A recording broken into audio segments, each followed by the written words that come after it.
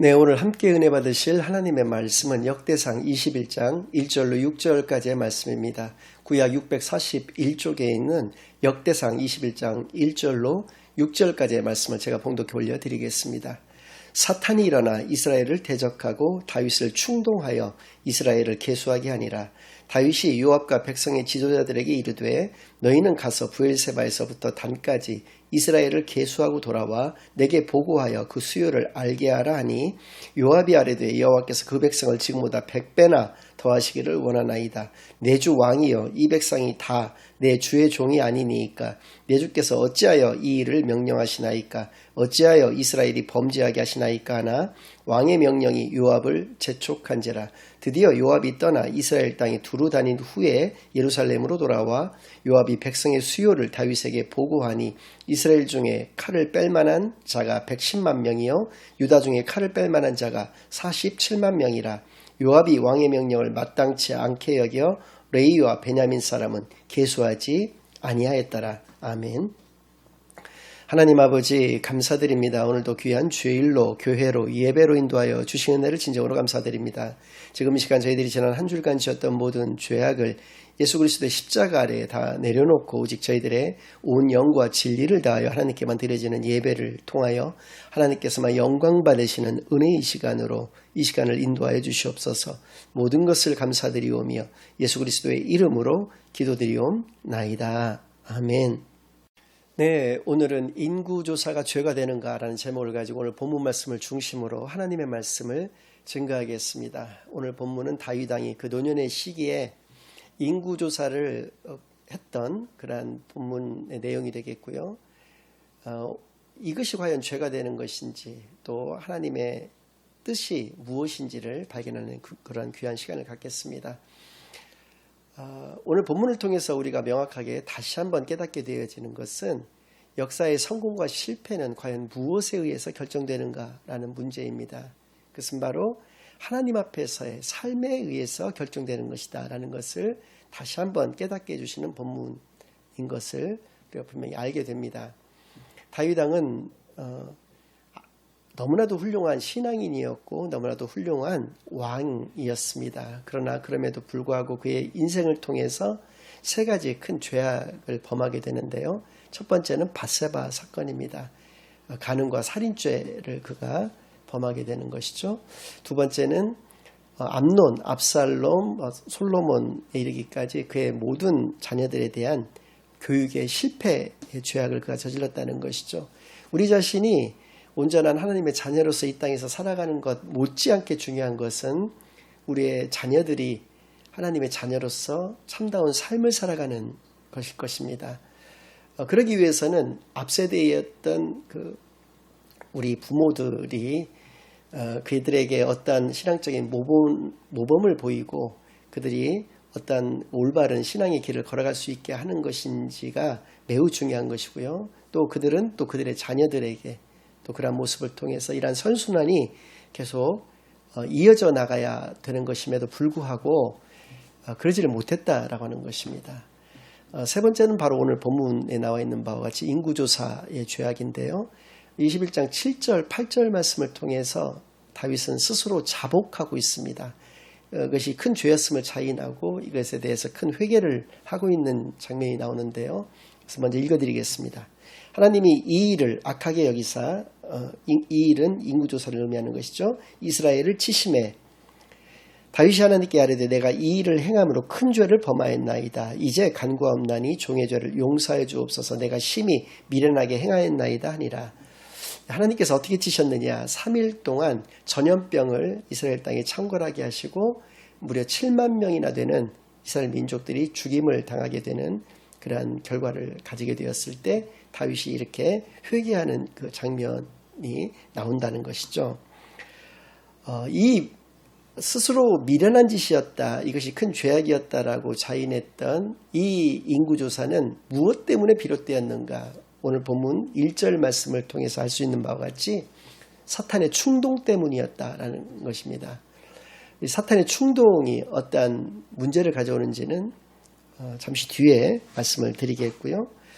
이 인구조사의 가장 큰 문제점 두 가지가 있는데 이것은 시기와 방식입니다. 어떤 시기였느냐? 오늘 본문이 21장이었는데요. 18장, 19장, 20장 이 3계장에 걸쳐서 나와 있는 본문의 내용은 다윗이 주변 국가들 모두를 복속을 시키게 되었다는 것이죠.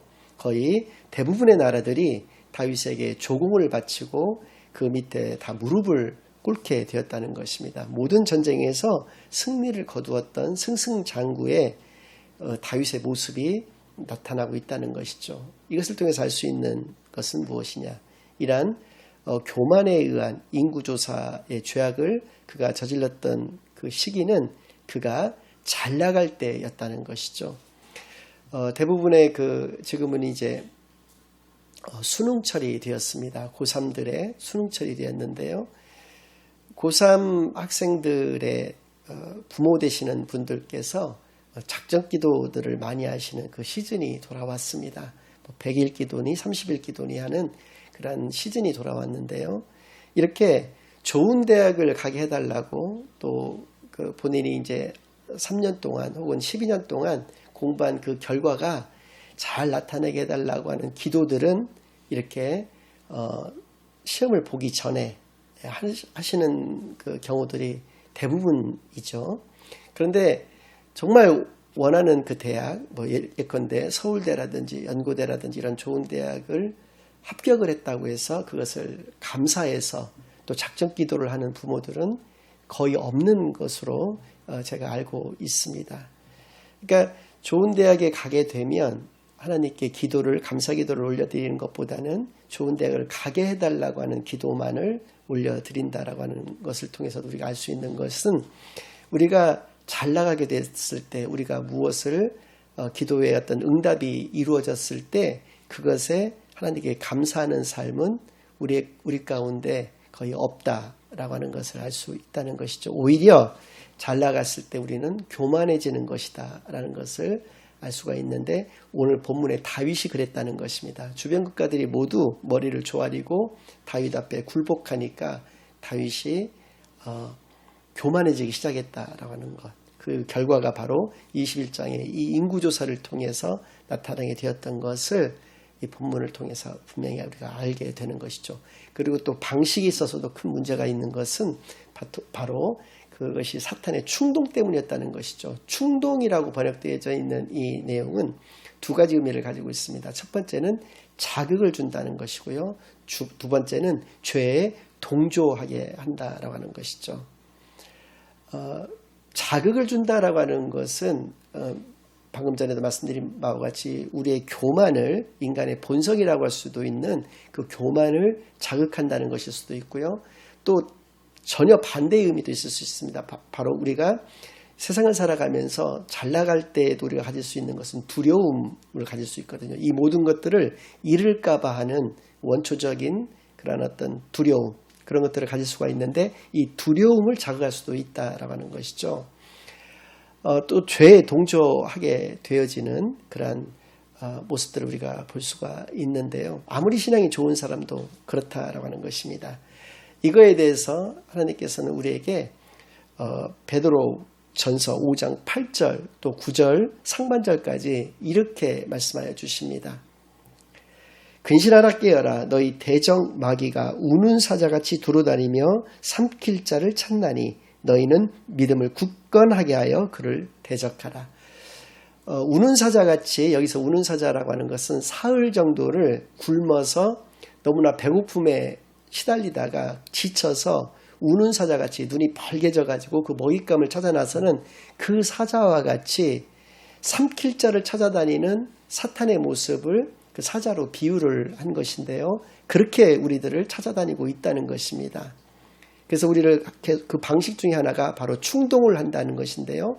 그랬을 때 그것을 우리가 능히 이길 수 있는 유일한 방법, 그것은 바로 믿음을 굳건하게 하는 것밖에는 없다라는 것을 분명히 말씀하여 주신 것이죠.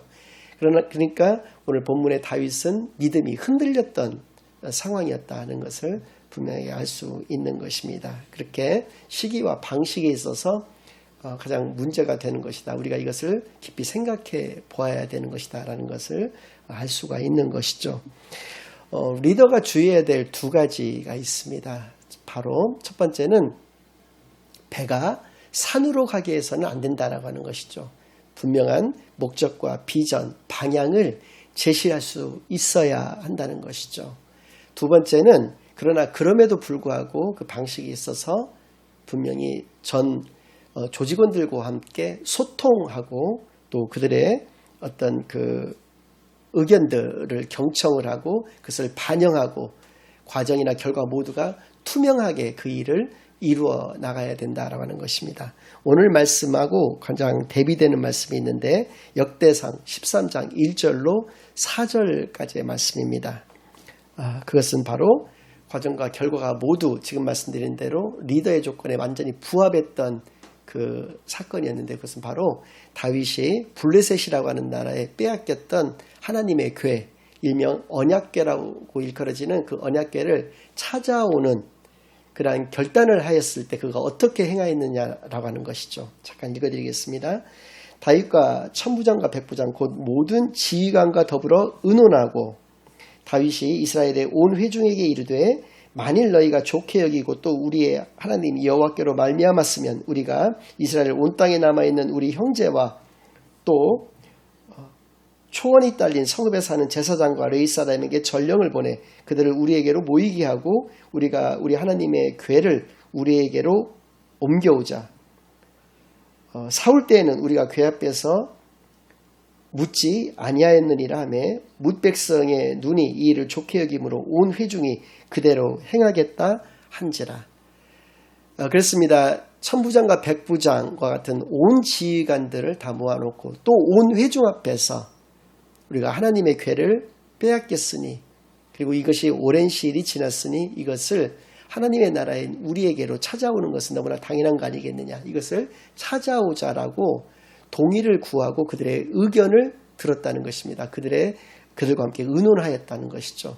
그리고 그들이 이것을 좋게 여겼다라고 모두가 동조를 하고 동참을 하였을 때 그 일을 실행하였다라고 하는 것이 이 본문의 말씀입니다. 그런데 오늘 본문에서 특히 2절을 보니까 온 지휘관들에게 명령을 내렸습니다. 특히 요압을 불러서 이제 그때 군대 총사령관이었기 때문에 요압을 불러서 일방적으로 명령을 내리고 있는 오늘의 본문을 볼 수가 있는 것이죠. 그러니까 이 역대상 13장 1절로부터 4절까지의 내용과는 전혀 반대되는 형태로서 이 인구조사를 시행했던 것을 알 수가 있습니다.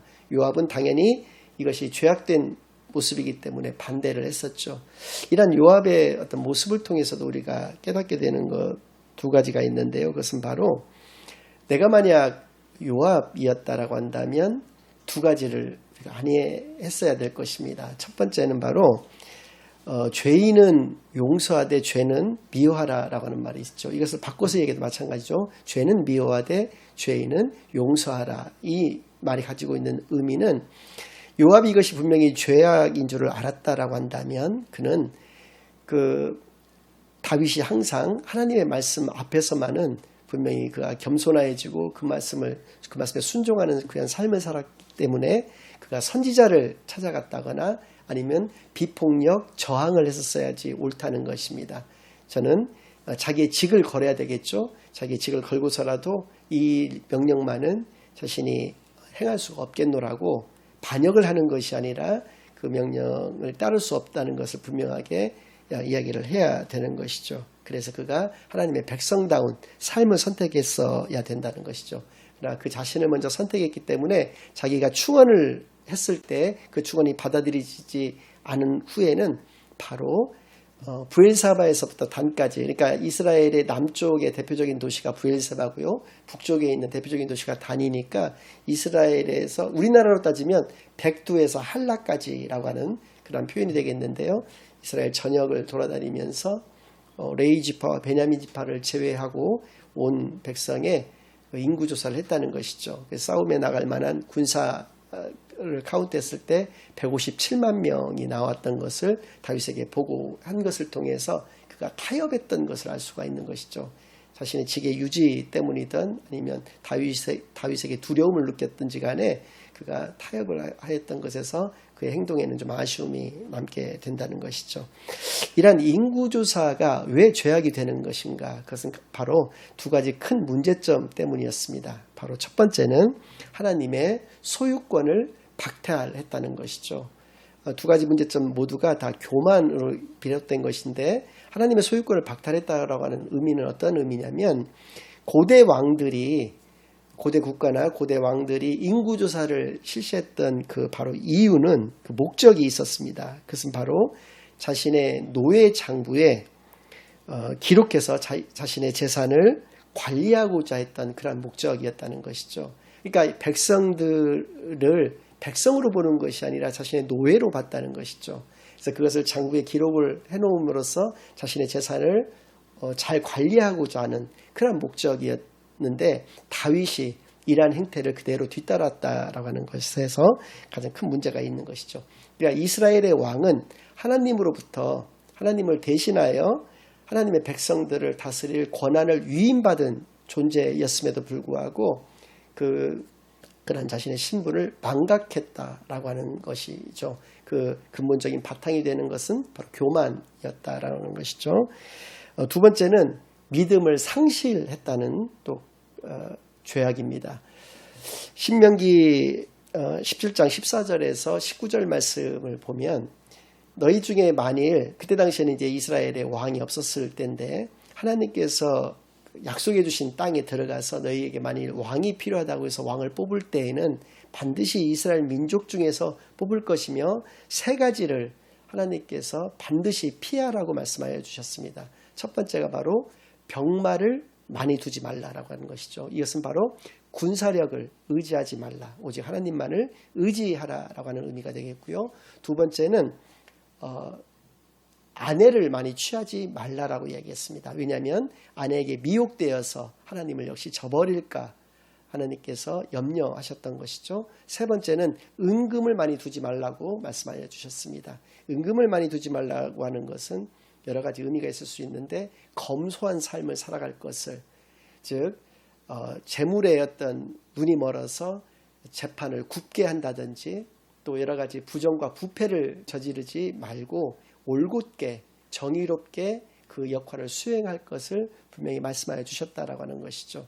그런데 오늘 다윗의 죄악은 병마를 많이 두지 말라라고 말씀하셨던 그것을 실질적으로 인구조사를 통해서 정확하게 자신의 가지고 있는 군사력의 실제를 알고 싶었고 강대국을 이루어놨던 자신의 어떤 업적을 자랑하기 위함이었다라는 것이죠. 그래서 하나님의 소유권을 박탈했던 것과 이러한 믿음의 상실의 문제는 바로 다윗의 교만으로부터 비롯된 것임을 알 수 있는 것이고 이것이야말로 큰 죄악인 것을 성경은 우리에게 분명히 경고해 주시고 있는 것입니다. 스가랴 2장 1절로 5절 말씀을 통해서 오늘의 결론을 말씀을 좀 드리고자 합니다. 스가랴 선지자에게 환상 중에 두 천사의 모습이 보여집니다. 바로 예루살렘을 측량하고자 하고 그 측량의 의미를 알려주고 계시는 장면인데요. 제가 먼저 빠른 속도로 좀 읽어드리겠습니다. 내가 또 눈을 들어본 즉 한 사람이 측량초를 그의 손에 잡았기로 내가 어디로 가느냐 물은즉 그가 내게 대답하되 예루살렘을 측량하여 그 너비와 길이를 보고자 하노라 하고 말할 때에 내게 말하는 천사가 나가고 다른 천사가 나와서 그를 맞으며 이르되 너는 달려가서 그 소년에게 말하여 이르기를 예루살렘은 그 가운데 사람과 가축이 많음으로 성곽 없는 성읍이 될 것이라. 여호와의 말씀에 내가 불로 둘러싼 성곽이 되며 그 가운데에서 영광이 되리라. 4절 하반절에 나오는 이 말씀이 서로 이게 맞지 않는 말씀입니다. 그 가운데 사람과 가축이 많음으로 성곽 없는 성읍이 될 것이라. 성곽이 있어야지만 경계를 분명히 알 수가 있게 되는 것이죠. 분명히 너비와 길이를 측량하기 위해서 하나님께서 천사를 보내셔서 예루살렘을 측량케 하셨습니다. 그러면 당연히 그 너비와 길이가 측량된 대로 성곽을 구축을 해야 되는 것이 맞는데 더군다나 사람과 가축이 분명히 많다라고까지 말씀을 해주셨기 때문에 당연히 성곽이 있어야 됨에도 불구하고 성곽 없는 성읍이 되게 하여 주시겠다.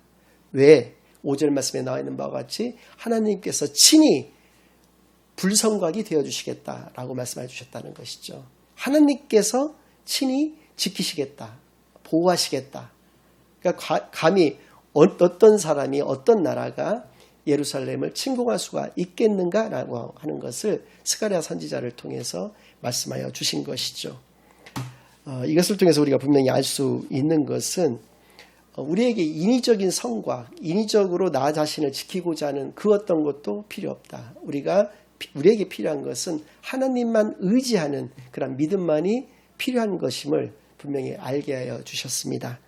디모데후서 3장 5절 말씀에는 경건의 모양은 있는데 경건의 능력이 없는 것을, 그리고 그것을 부인하는 것을 매우 어리석은 것으로, 매우 미련한 것으로 말씀하고 계십니다. 다윗이 분명히 자기에게 21장 8절 말씀을 통해서 심히 미련한 짓을 했다라고 하는 것을 자인하고 있고, 이것이 바로 죄악이었던 것을 이야기했다는 것을 통해서 그가 경건의 모양은 갖추었으되 이 당시에는 경건의 능력을 부인했었던 것을 우리가 분명히 이 말씀을 통해서 깨닫게 되어지는 것입니다. 이런 어리석은 신앙을 소유하는 것이 아니라, 제가 7주 전에도 한번 말씀을 드린 적이 있는데 믿음 유지가 이렇게 어렵습니다라는 제목을 가지고 말씀을 드렸는데, 우리가 어느 인생의 한 시기 동안에 정말 좋은 믿음을 소유할 수 있지만 인생 전체에 이런 좋은 믿음을 유지하면서 하나님의 품으로 간다라고 하는 것이 얼마나 어렵다라고 하는 것을 솔로몬의 어떤 그 신앙의 모습을 통해서 우리가 살펴보았고 그것을 말씀드린 적이 있었는데요. 오늘 이 다윗의 죄악을 통해서도 우리가 분명히 그 사실을 깨닫게 되는 것입니다. 우리에게 경건의 모양뿐만 아니라 경건의 능력까지 소유하는 참다운 믿음의 소유자들 다 되시기만을 예수 그리스도의 이름으로 간절히 축원합니다. 아멘. 이제는 우리 주 예수 그리스도의 은혜와 아버지 하나님의 극진하신 사랑과 성령 하나님의 내주인도 역사 교통하심이 우리가 어떤 상황 가운데에서도 교만하지 않고 경건의 모양뿐만 아니라 경건의 능력까지도 가지고 온전한 하나님의 자녀로서의 참되고 복된 삶만을 살아가기로 다짐하고 결심하고 돌아가는 모든 사랑하는 주의 자녀들과 그 가정 위에 그들의 생업 위에 이제로부터 영원까지 항상 함께 있을지어다. 아멘.